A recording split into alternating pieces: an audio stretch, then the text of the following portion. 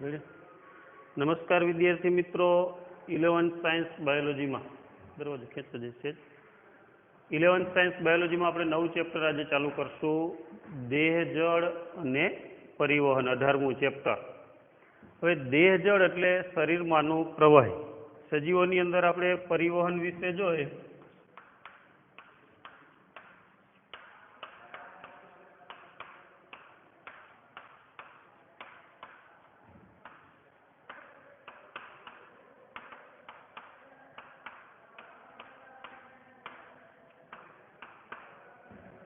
સજીવોમાં પરિવહન વિશે ટૂંકમાં સમજાવ. આપણે નીચલી કક્ષાના જે સજીવો છે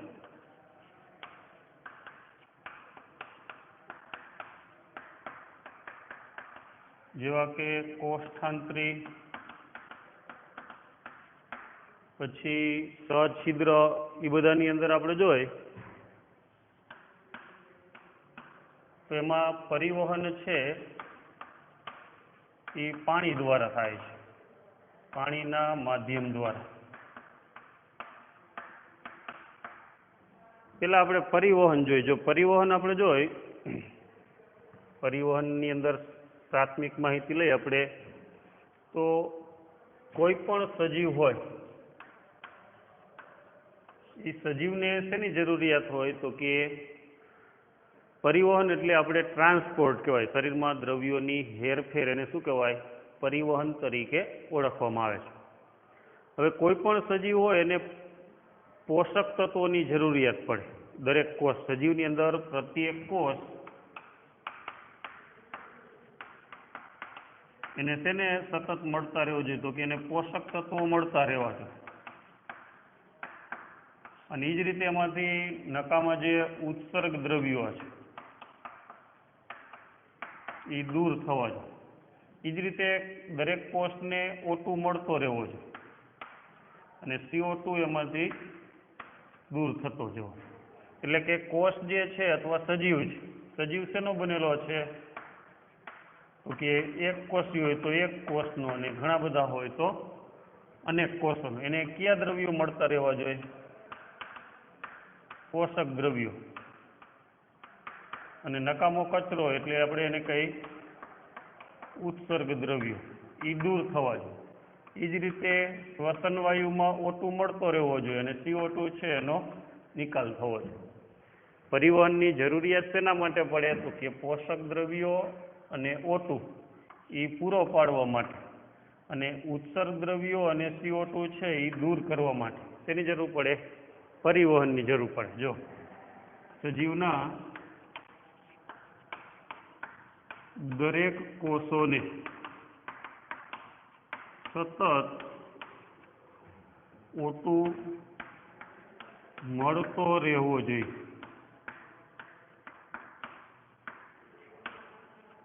અને તે જ રીતે CO2 દૂર થતો રહેવો જોઈએ. O2 મળતો રહેવો જોઈએ અને CO2 છે એ દૂર થતો રહેવો જોઈએ. એ જ રીતે સજીવના દરેક કોષને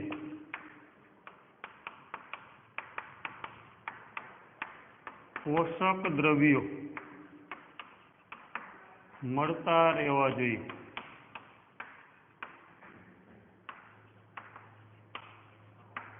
અને ઉત્સર્ગ દ્રવ્યો દૂર થતા રહેવા જોઈએ.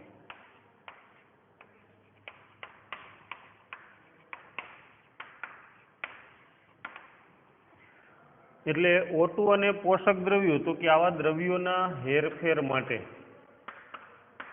આવા દ્રવ્યોની હેરફેર માટે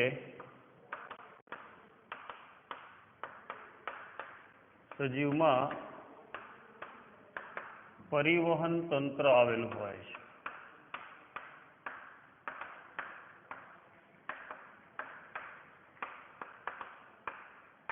અથવા પરિવહન થતું હોય.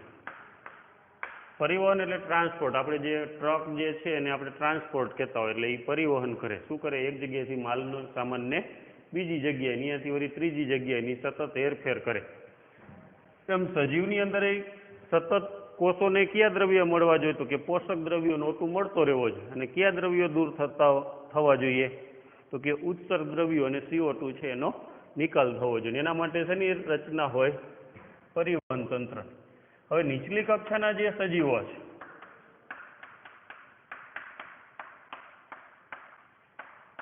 એમાં પરિવહન માટે તો કે એમાં પરિવહન છે એ પાણીના પ્રવાહ દ્વારા આવા દ્રવ્યોની હેરફેર થાય છે. જો કોષતંત્રી જે છે, દાખલા તરીકે કોષતંત્રીમાં સછિદ્ર સમુદાય, સછિદ્રમાં બધી વાદળીનો સમાવેશ થાય. કોષતંત્રીનું ઉદાહરણ લઈ તો હાઇડ્રા ને એવા સજીવો. આ બધામાં કેના દ્વારા? તો કે પાણીનો પ્રવાહ શરીરમાંથી પસાર થતો હોય એની સાથે સાથે આવા દ્રવ્યોની હેરફેર થતી હોય છે. પણ ઉચ્ચ કક્ષાના જે સજીવો છે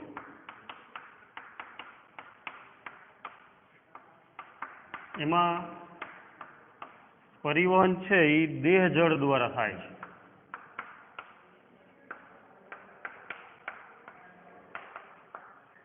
અને દેહ જળનું વહન છે એ વિશિષ્ટ નળી દ્વારા થાય.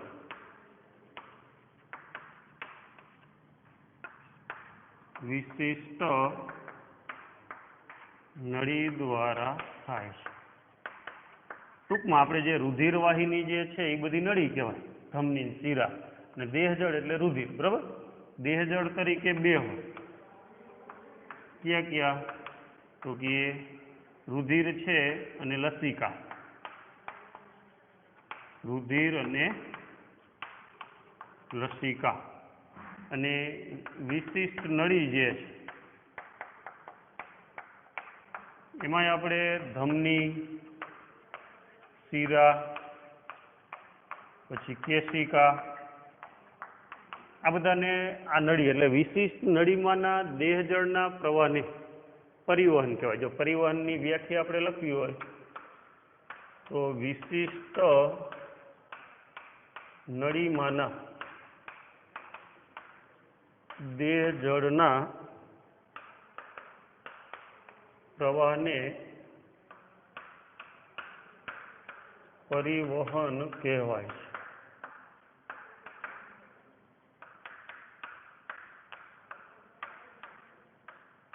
પરિવહન એટલે શું? તો કે વિશિષ્ટ નળીમાંના દેહ જળના પ્રવાહને પરિવહન તરીકે ઓળખવામાં આવે.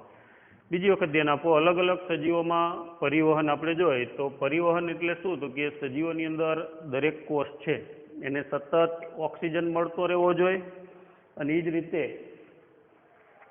CO2 નો નિકાલ પણ થતો રહેવો જોઈએ. આપણે શરીરની અંદર શ્વાસ લઈએ એટલે ઓક્સિજન પહેલાં ક્યાં આવે? ફેફસામાં. અહીંયાથી બ્લડમાં જાય. બ્લડ આખા શરીરમાં દરેક કોષને શું પૂરો પાડે? ઓક્સિજન.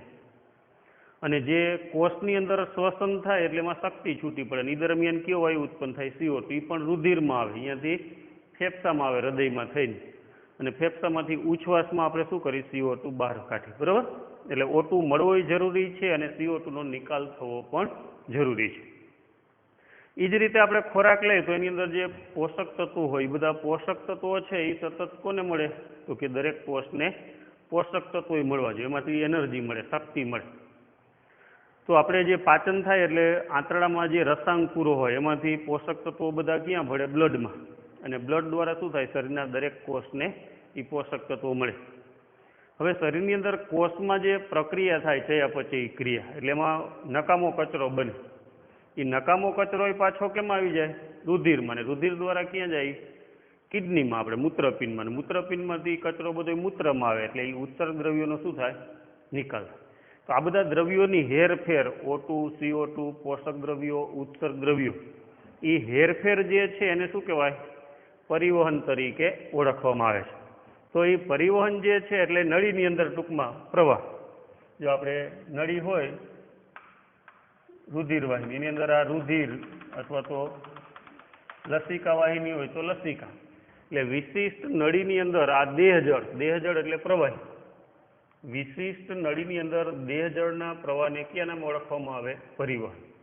એટલે પરિવહન કરતો આખો ભાગ જે છે એ તંત્રને શું કહેવાય? પરિવહન તંત્ર તરીકે ઓળખવામાં આવે. હવે નીચલી કક્ષાના સજીવો આપણે લઈ, દાખલા તરીકે વાદળી કે હાઇડ્રા કે એની અંદર શરીરની અંદર આખા છિદ્રો હોય અને એ છિદ્રોમાંથી શું થાય? પાણીનો પ્રવાહ આ રીતે આખા શરીરમાંથી નીકળે અને અંદર પસાર થાય ને વળી બહાર નીકળે, બરાબર? છિદ્રમાં આ જ રીતે હોય, આમાં છિદ્રો હોય. એટલે ટૂંકમાં છિદ્રોમાંથી પાણીના પ્રવાહ દ્વારા પોષક દ્રવ્યો છે એ અથવા ઉત્સર્ગ દ્રવ્યો કે O2 CO2 ની હેરફેર થાય. એટલે નીચલી કક્ષામાં એ જલદ સજીવ હોય મોટા ભાગે, બરાબર? એટલે પાણીનો પ્રવાહ શરીરમાંથી પસાર થાય ને પાણીની સાથે શું થાય? દ્રવ્યોની હેરફેર થાય. પણ ઉચ્ચ કક્ષાના સજીવોની અંદર શું હોય? તો કે એમાં દેહજળ તરીકે રુધિર ને લસિકાની હોય, બરાબર? અને એનું વહન કેની અંદર? તો કે નળીની અંદર, એટલે કે ધમની, શીરા, કેશિકા કે પછી લસિકા હોય તો લસિકા વાહિની, એટલે વિશિષ્ટ નળીમાંના દેહજળના પ્રવાહને પરિવહન તરીકે ઓળખવામાં આવે છે. તો આટલું પહેલાં બધું લખી નાખો પરિવહન વિશે, અને સ્ક્રીનશોટ પાડીને પછી આટલું લખી નાખવાનો પહેલાં, અથવા સ્ક્રીનશોટ લઈ લ્યો પછી આપણે આગળ લઈ.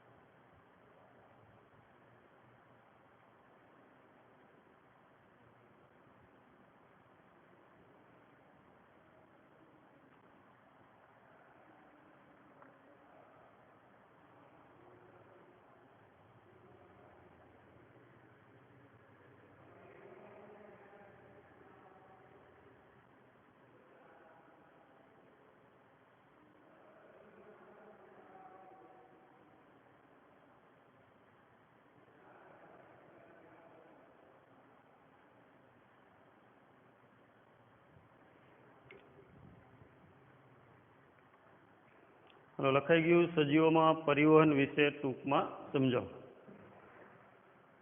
પછી રુધિર અને એના ઘટકો આપણે જોવાના છે.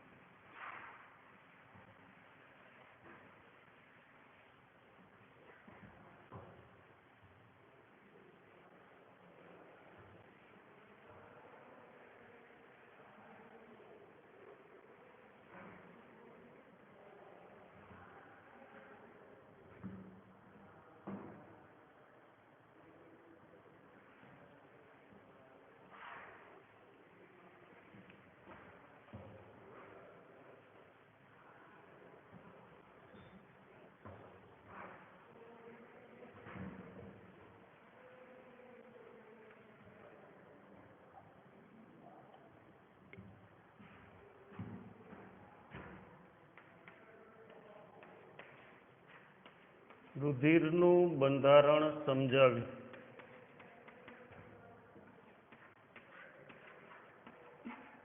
તેના ઘટકોની ચર્ચા કરો.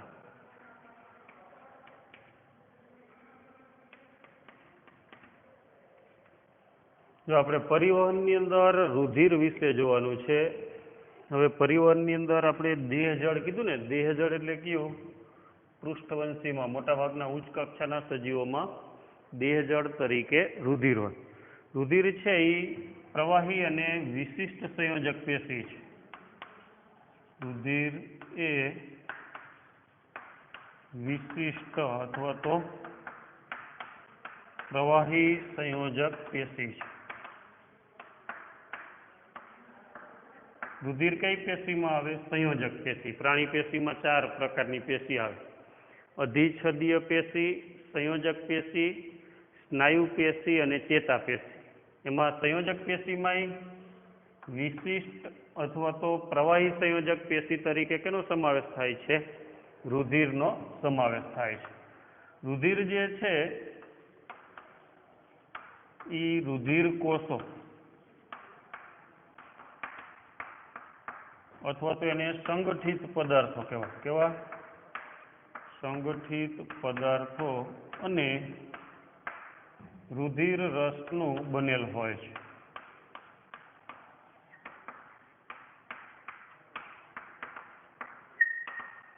રુધિરની અંદર 2 ભાગ કયા તો કે એક રુધિર રસ અને બીજું રુધિર કોષો અથવા તો સંગઠિત પદાર્થ તરીકે ઓળખવામાં આવે છે.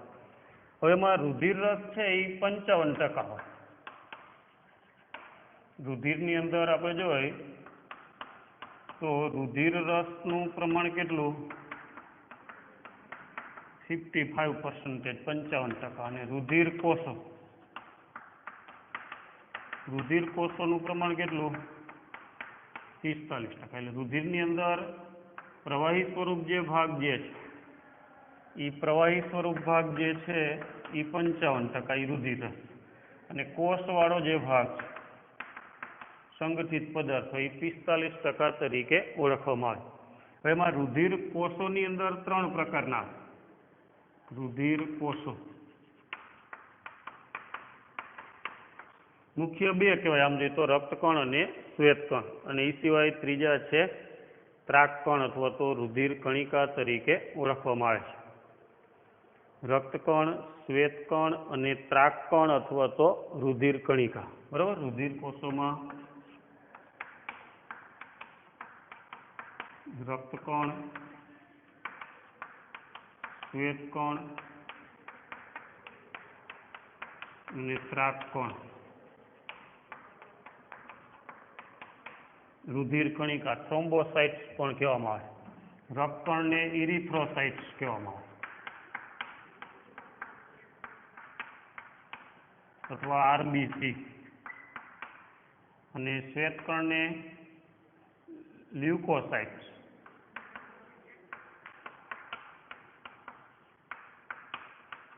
અથવા તો WBC, વ્હાઇટ બ્લડ સેલ્સ. હવે એમાં પહેલા આપણે રુધિર રસ વિશે જોશું. રુધિરની અંદર કયો ભાગ? રુધિર રસ. એના વિશે ચર્ચા કરી. રુધિરની અંદર પ્રવાહી સ્વરૂપ જે ભાગ છે એ રુધિર રસ. ટૂંકનોંધ તરીકે અલગ એ પૂછે પ્લાઝ્મા અથવા તો રુધિર રસ. રુધિર રસ છે એ રુધિરનો કેટલા ટકા ભાગ છે તો કે 55%. બરાબર. ને આછા પીળા રંગનું અને સ્નિગ્ધ પ્રવાહી છે. રુધિર રસ રુધિરનો 55% હિસ્સો છે.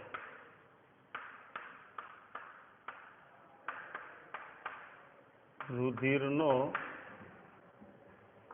55% જેટલો હિસ્સો છે. તે આછા પીળા રંગનું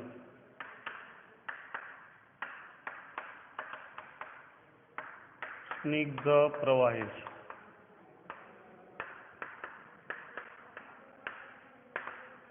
રુધિર રસની અંદર આપણે જોઈએ તો 90 થી 92% જેટલું પાણી અને 6 થી 8% જેટલું એની અંદર પ્રોટીન હોય છે. રુધિરની અંદર કયા 2 ભાગો તો કે મુખ્યત્વે પાણીનું પ્રમાણ સૌથી વધારે. કેટલું? 90 થી 92% જેટલું પાણી હોય, એટલે મોટો ભાગ પાણીનો હોય. અને બીજા નંબરે એની અંદર પ્રોટીન છે એ આવેલા હોય. કેટલા? 6 થી 8. એમાં 3 પ્રકારના પ્રોટીન: ફાઇબ્રિનોજન, આલ્બ્યુમિન્સ અને ગ્લોબ્યુલિન્સ. રુધિર નત્રલ અથવા પ્રોટીન તરીકે ફાઇબ્રિનોજન, આલ્બ્યુમિન્સ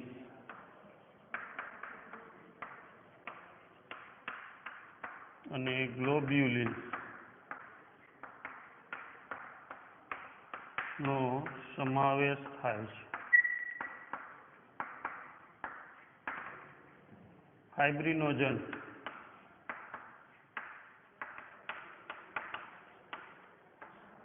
એ રુધિર જામવાની પ્રક્રિયામાં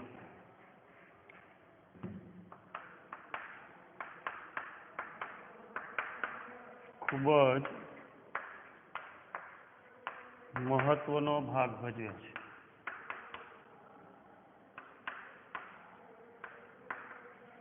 આપણને કંઈક ઈજા થઈ હોય અને પછી એ રુધિર જે છે એ વહેતું બંધ થઈ જાય, એટલે કે એને કહેવાય રુધિર જામવાની ક્રિયા. એમાં કયું પ્રોટીન મહત્વનું છે? ફાઇબ્રિનોજન. આલ્બ્યુમિન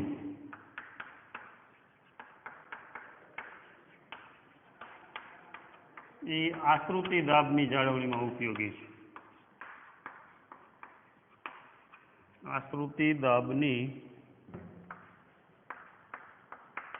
જાળવણીમાં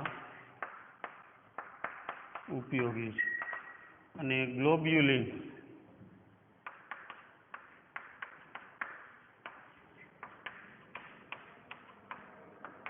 એન્ટીબોડી બનેલા હોય ગ્લોબ્યુલિન, એટલે એ રોગ પ્રતિકારકતામાં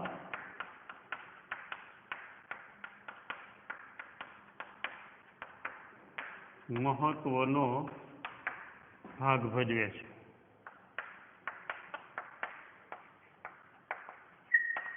ત્રણ પ્રોટીન કયા કયા? આલ્બ્યુમિન, ગ્લોબ્યુલિન અને ફાઇબ્રિનોજન. જો રુધિર રસ છે એ રુધિરનો 55% જેટલો હિસ્સો છે. કેવું? તો કે આછા પીળા રંગનું સ્નિગ્ધ પ્રવાહી છે. રુધિર રસની અંદર પાણીનું પ્રમાણ કેટલું? 90 થી 92%. પ્રોટીન કેટલો? તો કે 6 થી 8%. અને પ્રોટીનમાં કયા ત્રણ? ફાઇબ્રિનોજન, આલ્બ્યુમિન અને ગ્લોબ્યુલિન. ફાઇબ્રિનોજન છે એ રુધિર જામવાની ક્રિયામાં, ગ્લોબ્યુલિન છે એ રોગ પ્રતિકારક તંત્રમાં ઉપયોગી છે, અને આલ્બ્યુમિન છે એ આશ્રુતિ દાબ જાળવવામાં ઉપયોગી છે. પછી રુધિર રસની અંદર આપણે જોઈએ આ સિવાય એની અંદર આયનો અથવા તો છારો કયા કયા? તો કે Na+, K+, Ca+2, Mg+2, HCO3- વગેરે આવેલા હોય છે. છારો કે આયન. આ સિવાય એમાં રુધિર રસમાં ગ્લુકોઝ, એમિનો એસિડ એવા પોષક દ્રવ્યો પણ હોય છે. એટલે રુધિર રસની અંદર આપણે જોઈએ તો પાણી, પ્રોટીન સિવાય એની અંદર છારમાં કયા કયા?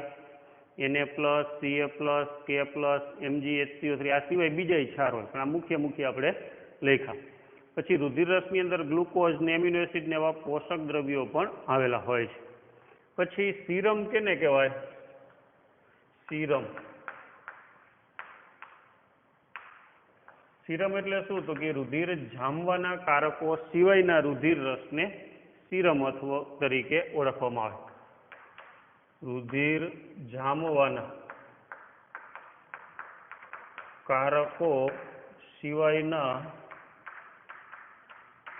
રુધિર રસને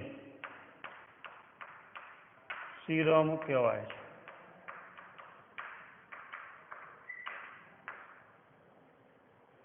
જો રુધિર રસ કહીએ તો આપણે મુખ્ય એક તો 55% હિસ્સો, રંગ કેવો? આછો પીળો અને સેજ ચીકણું એટલે સ્નિગ્ધ.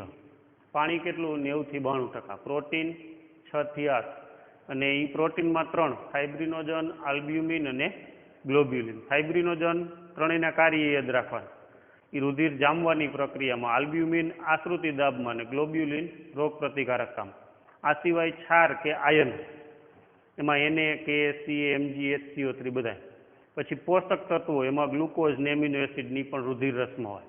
અને રુધિર રસમાંથી તમે રુધિર જામવાના કારકોને કાઢી નાખો તો એ સિવાયના રુધિર રસને કયા નામ ઓળખવામાં આવે?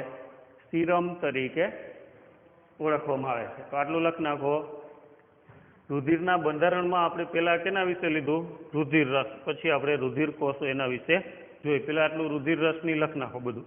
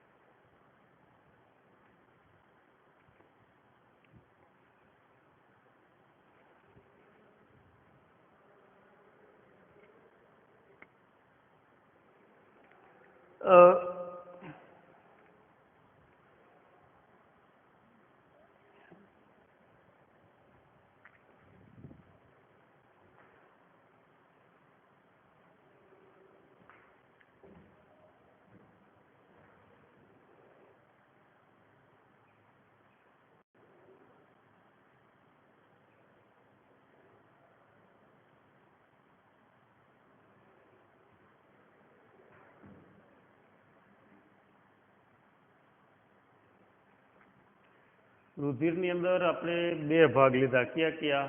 એક રુધિર રસ અને બીજો ભાગ છે રુધિર કોષો. એને આપણે સંગઠિત પદાર્થો તરીકે પણ ઓળખાવી છે. સંગઠિત પદાર્થની અંદર ત્રણ આવશે. કયા કયા? રક્તકણ, શ્વેતકણ અને ત્રાકકણ અથવા તો રુધિર કણિકા. અને સંગઠિત પદાર્થો કહેવાય. એટલે રુધિરમાં બે ભાગમાંથી એક ભાગ આપણે પૂરો કર્યો. કયો? આ રુધિર રસ. પછી બીજો ભાગ રુધિર કોષો અથવા તો સંગઠિત પદાર્થ.